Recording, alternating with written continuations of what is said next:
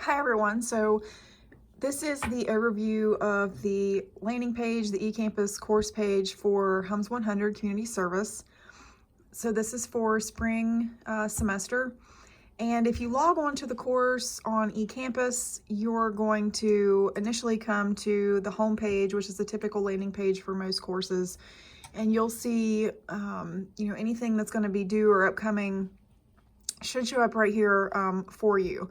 Now on the course itself, if you go to course content, you'll see several things here. So you're going to see the syllabus, which I'm going to go over with you, and then all of the different sections that we're going to talk about within the syllabus that are due. So there is a quiz after watching this orientation video, your site selection sheet that you will need to fill out with your student information and the site you are choosing, the site acceptance agreement, which you'll have to submit separately, which is an email or a letter from your site supervisor. Then you'll submit a midterm progress report, an overall course portfolio, and then you'll submit separately an evaluation form completed by your supervisor. So we're going to go over each of those.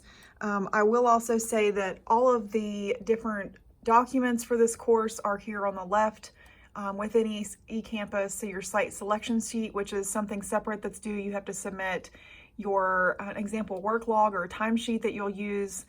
This is if you're doing the manual version, not using the iServe system online. You can use WVU Tech's iServe, and if you keep track of volunteer activities there, you can submit your volunteer resume from iServe to me, and that will count as your timesheet. And the portfolio checklist, which is portfolios due at the end of the semester, and then the evaluation form that you'll need to submit from your site supervisor. You'll find all of that there on eCampus. So with the syllabus itself, I have my office is in the classroom building on the second floor. I'm typically here, I have scheduled hours that I'm typically here on Tuesday, Wednesday, and Thursday. Mondays and Fridays, I'm here. It's not scheduled time. I'm here irregularly. Sometimes I work from home on Mondays and Fridays because I do have a long commute. So I do try to keep up with things. I'm still available to you on Mondays and Fridays. You can contact me, email me. I will still get back to you and still work with you to help meet your needs.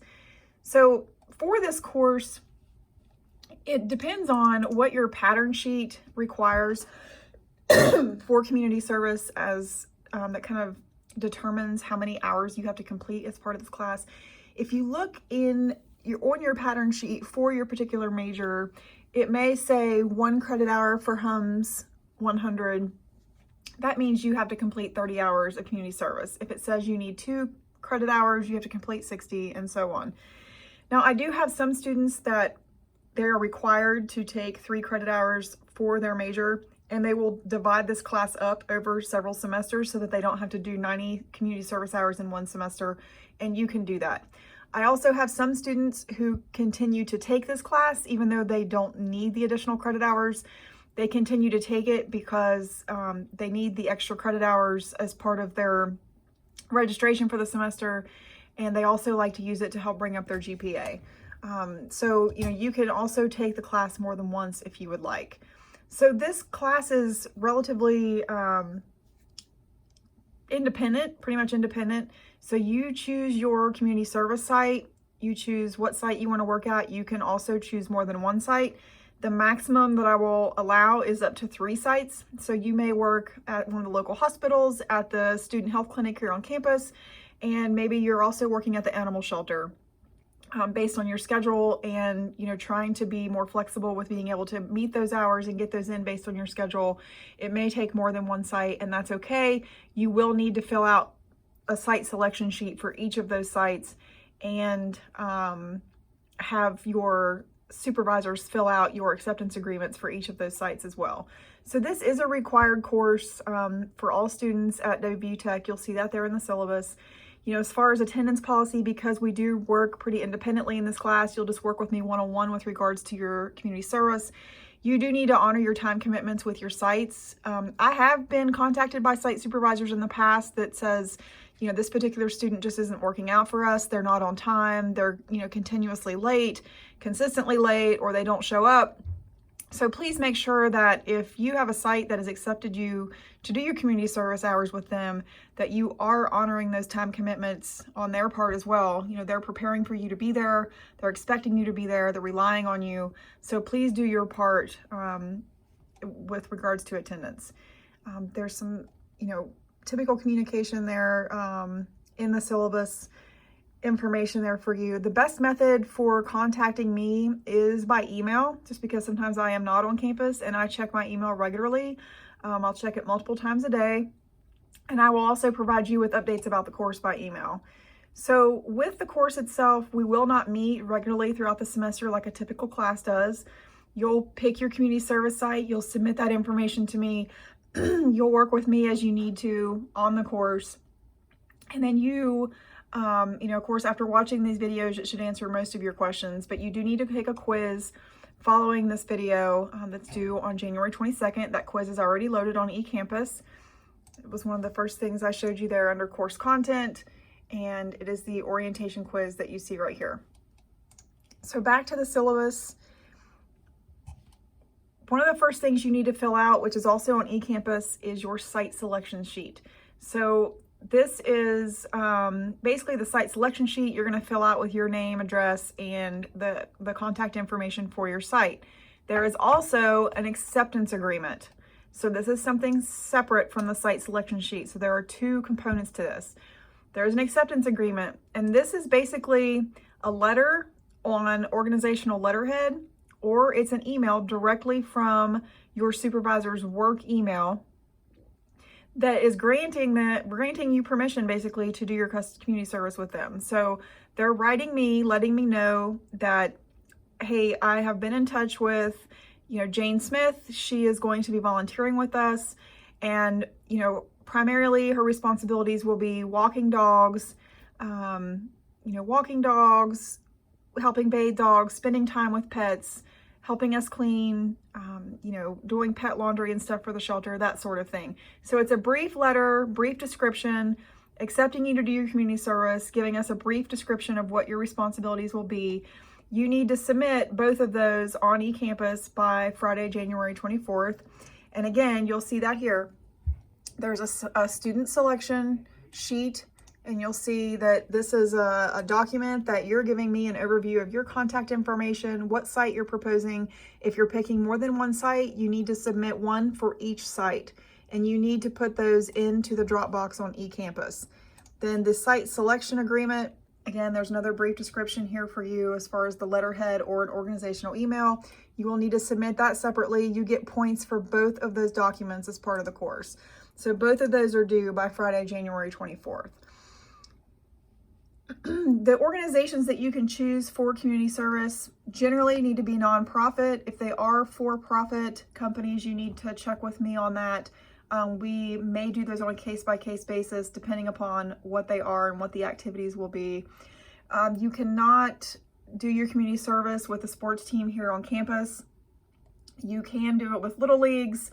You know, there is One Voice here on campus that does activities with the community. There is also the student health clinic. There are students that will do the community service in the library. So, you know, if you're on campus, you don't really have regular transportation, there are some sites for you here on campus that you can do as well. You will need to turn in a midterm progress report. So you need to complete at least 40% of your required hours, and at least send an email or something to me indicating that you've completed those hours by Friday, February 28th. Actually, I've actually changed that. So you'll need to submit your midterm progress. You can just create a summary, or if you do send it to me by email, I will just update your grade. But, you know, please, if you can, go ahead and submit it here on eCampus. That makes it much easier for me to track the grades for you. At the end of the course, you will submit a portfolio.